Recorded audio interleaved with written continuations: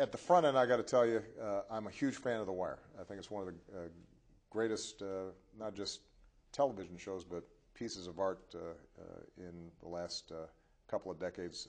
I was a huge fan of it. What is it that you saw, you learned, you heard that made you start thinking about the culture of the drug trade and how its impact on the inner cities, and that compelled you then to want to tell these stories? Well, I was in Baltimore, and it's a very it's a drug-saturated city, or it certainly was in the early 1980s when I arrived. Right. This was a time where people thought they could arrest their way out of the drug problem, right. And they actually tried to do that.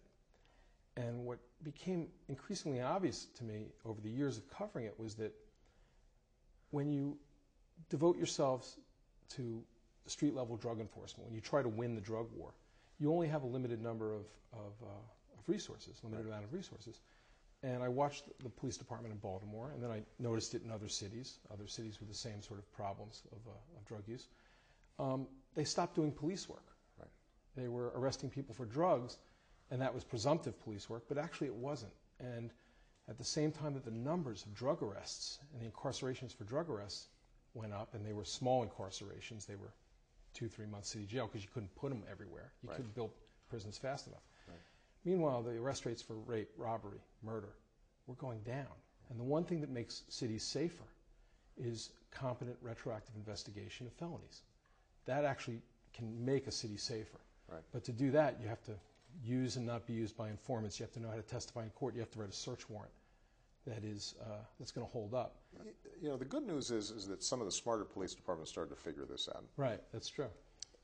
And we've seen reductions in violent crime in most big cities in America, in some cases precipitously, partly because I think there was an awareness that we were so invested in street-level drug transactions that we were losing focus on what was really important, which was people wanted to be safe. On the other hand, what we know is that a consequence of that was this massive trend towards incarceration, even of nonviolent drug offenders. And I saw this during the period that you were reporting and then starting to write for television. I saw this from the perspective of a state legislator, this just explosion of incarcerations, disproportionately African American and Latino. Yep. And the challenge, which you depict in your show, is folks go in at great expense to the state, many times trained to become more hardened criminals while in prison, come out and are basically unemployable. Right. And end up looping back in. Permanently a part of the other America. Exactly. They can't be pulled back.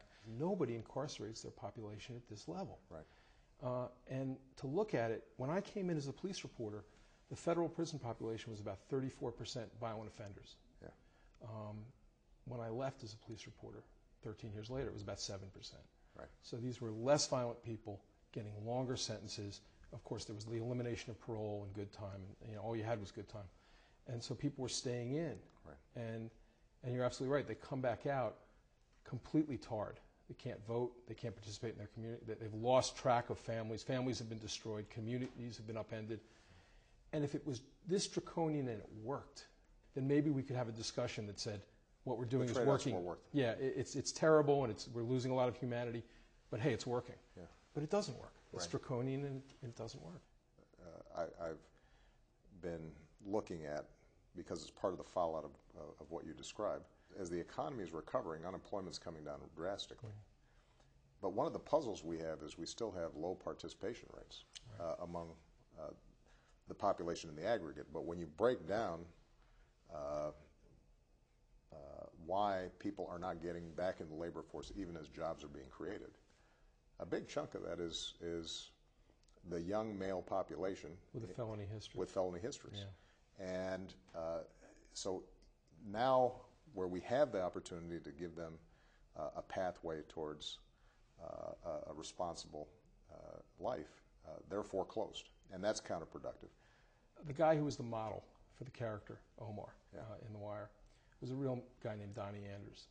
I never thought I'd be saying his name in the White House, but he's a guy who lived the life on the street. Yeah. He spent years robbing drug dealers. He lived hard.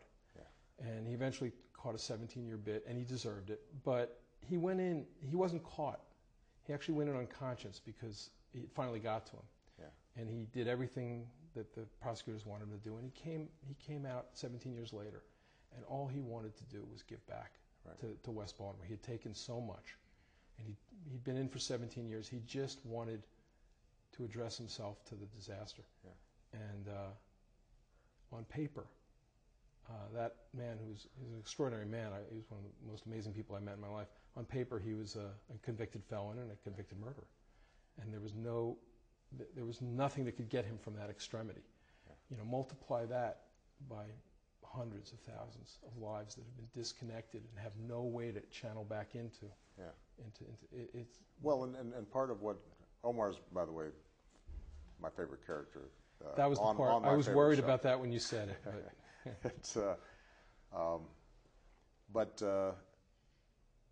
part of what your show depicted, though, is also that there's a generational element to this, right? So you got entire generations of men being locked up, which means entire generations of boys growing up, either without a father or if they see their dad, they're seeing him in prison.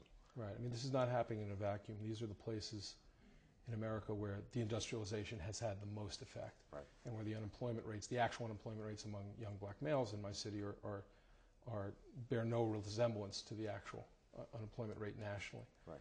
And so that's something that has to be countered, which is that the drug trade itself, it's like a company town, and this is a industry so large and with so much money around it that it's hard to get around it if you grow up amid it. Yeah. And certainly without role models that know how to maneuver around it. And to undo that, taking the overlay that is the drug war, and at least ratcheting it down and making it proportional in some way is essential, because right now, what drugs don't destroy, the war against them is ripping apart. Yeah. Well, here's the good news. There is a increasing realization on the left, but also on the right, politically, that what we're doing is counterproductive. Either from a libertarian perspective, the way we treat nonviolent drug crimes is problematic, and from a fiscal perspective, it's breaking the bank. Right. That you end up spending so much more on prison than you would with these kids being in school or even going to college. That it's counterproductive, and it means everybody's taxes are going up, or at least services that everybody uses are being squeezed, or we can't hire cops to deal with violent crime, as you talked about. We're all responsible for at least finding a solution to this. And the encouraging thing is, I think awareness is increasing, in part because violent crime has gone down in a lot of big cities. People are more open to having a discussion about this. No, they're not as frightened. And I think we have to seize that opportunity, but part of the challenge is going to be making sure, number one, that we humanize what so often on the local news is just a bunch of shadowy characters, and tell their stories, and that's where the work you've done has been so important. Then the second thing is enlisting law enforcement as an ally on this. Now, Eric Holder, my Attorney General, we started talking about this several years ago when I first came into office, and one of the things that we tried to do is to change how we talk to U.S. attorneys and their offices about what is a measure of effective prosecution. And when we came into office, I think what was probably true in a lot of states' attorneys' office, the measure was how much time do you get? Charge the maximum. Charge the max. Yeah. And our point was effectiveness as a prosecutor involves thinking about justice and being proportional in how you think about these issues.